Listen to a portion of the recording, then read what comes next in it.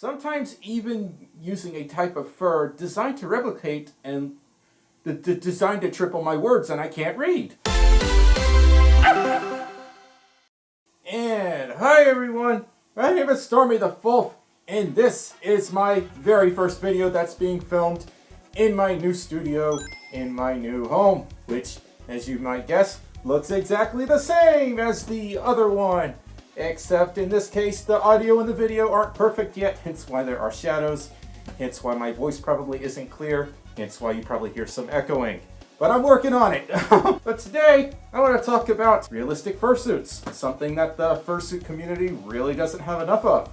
If you look up fursuits on Google, an overwhelming majority of your results will probably focus on the Toony or the semi-Toony side of things. Not that there's anything wrong with Toony fursuits. I mean, I have one.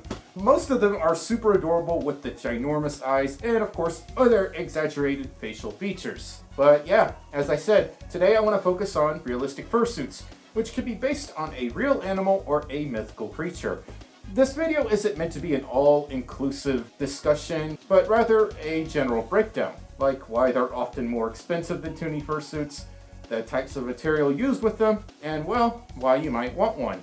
Physical details. The detailing on a realistic fursuit head's base has to be fine-tuned in such a way that every single little contour on the head conforms to the natural shape of a real animal's skull. Now, that's not to say Toony bases can be made in like 30 seconds, at least not with today's technology, but in my honest opinion, a realistic base is typically going to take much more time and dexterity to sculpt and shape, as is the case with resin heads in general. There's just so little room for error, plus a lot more attention to detail has to be given to realistic fursuits, thus increasing the overall cost. When you're creating something that's based on a realistic living thing, the slightest of mistakes can take away from its appearance, and it can be a little off-putting. Not trying to make fun of beginner suit makers out there, mind you, but with Toony suits, there's a much bigger margin of error, so to speak. If one eye is ever so slightly bigger than the other on a Toony suit, it might even add to its adorable charm, plus you may not notice it. With a realistic suit, however, that's a different story. Everything has to be just so, if you know what I mean. Also, if you take a base that's been smoothly shaped like a Toony base, with little or no contouring details, and you try making it into a realistic head, things aren't gonna look quite right. Probably anyway. That's not to say you can't make a realistic base out of foam, but if you want to take your details to the max and make your head look so real to the point that it's something out of like a CGI film, you might be better off with a resin base. And what do you need to cover that base with? Fur! Because we gotta cover our bases here. What makes realistic fursuits so unique is the incredible attention to detail. Most makers want to ensure the detailing and patterns stay true to life and match the appearance of an actual animal as closely as possible, or in the case of a mythical creature, the reference sheet. Because of the specific color tones involved, acquiring these types of furs can be very difficult on top of being rather costly. That, of course, doesn't mean we should use real fur. You should never use real fur, in my opinion. We use artificial fake fur, which is made of synthetic plastics and other materials. Sometimes complex patterns are airbrushed, while other times they are all stitched in, one at a time, which can greatly increase the time and labor involved. The laptop is crooked, and it's making me want to scream. Sometimes even using a type of fur designed to replicate and designed to triple my words and I can't read. Sometimes even use a type of fur designed to replicate the look and feel of real fur, which, as you might expect, is also crazy expensive, like this suit from Primal Visions. I talked about it in a previous video, but yeah, this suit sold for $17,500 US. 8,000 of those dollars were spent on the fur itself, which is known as NFT fur. It's a very specialized type of fur fabric that can be stretched in 4 ways, which allows it to be stretched and returned to normal.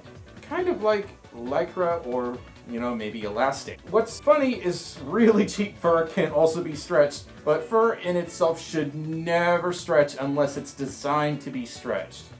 Anyway, it allows for a much more natural appearance and flow which is all very important if you want a realistic suit.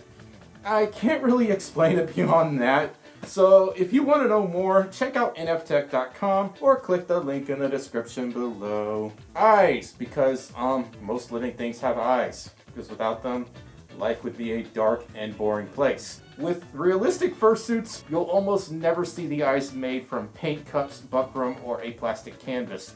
But you will find that they're often made from glass, kind of like prosthetic eyes, some form of plastic, resin, and in at least one case, someone made wiggle eyes, which I think would be more suited towards a non-realistic, toony, really funny looking fursuit.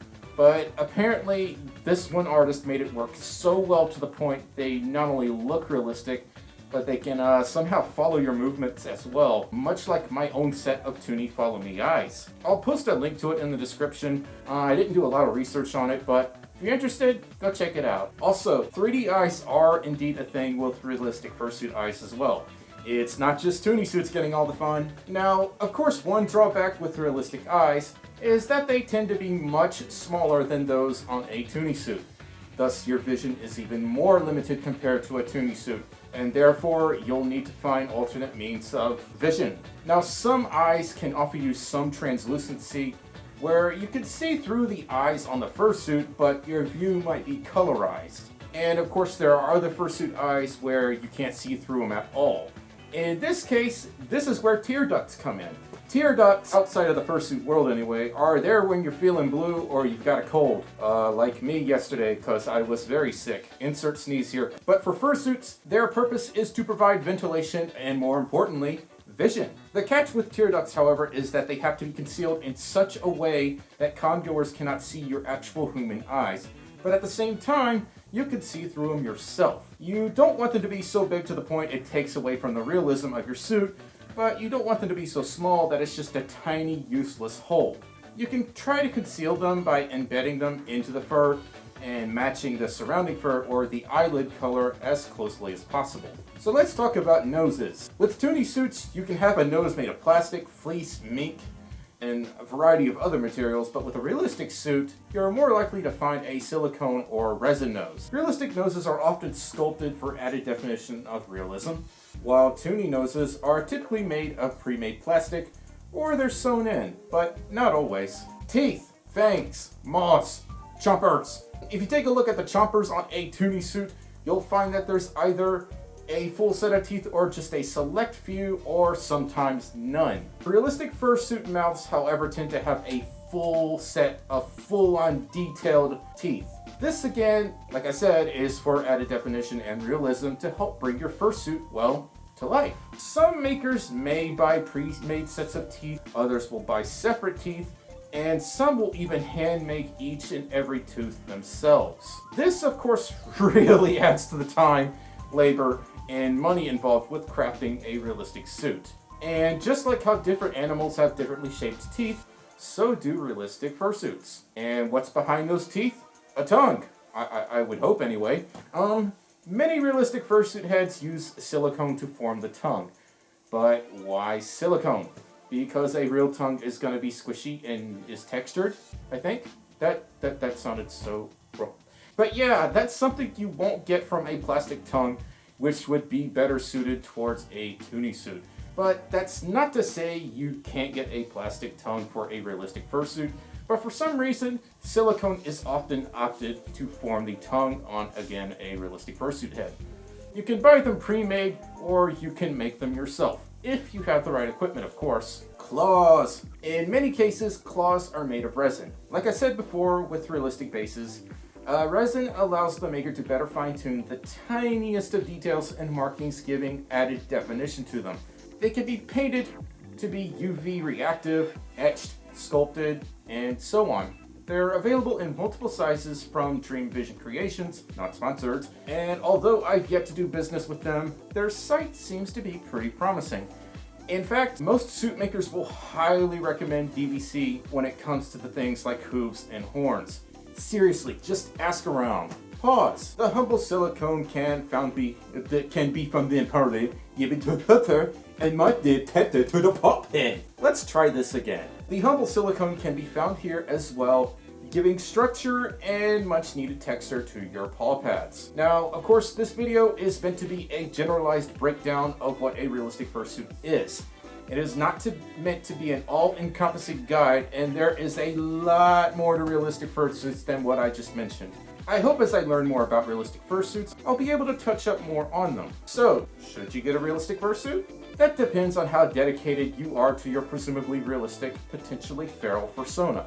Or if you're feeling adventurous and just want to take on a pre-made fursuit for the experience and fun of it, my advice to you is to find a friend who is willing to loan you their fursuit to try on, just to get an idea, before throwing your money towards something you may not like. But yeah, okay, this is all just my personal opinion, so please don't attack me for this. A cute eye-popping fursuit is more likely to catch the attention of your average con-goer versus a realistic suit, but notice I said more likely.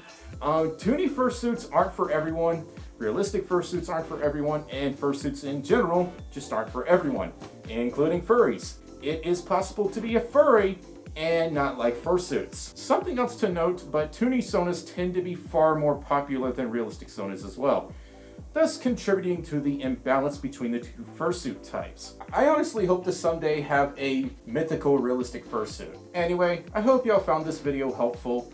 If you enjoyed it, you know what to do.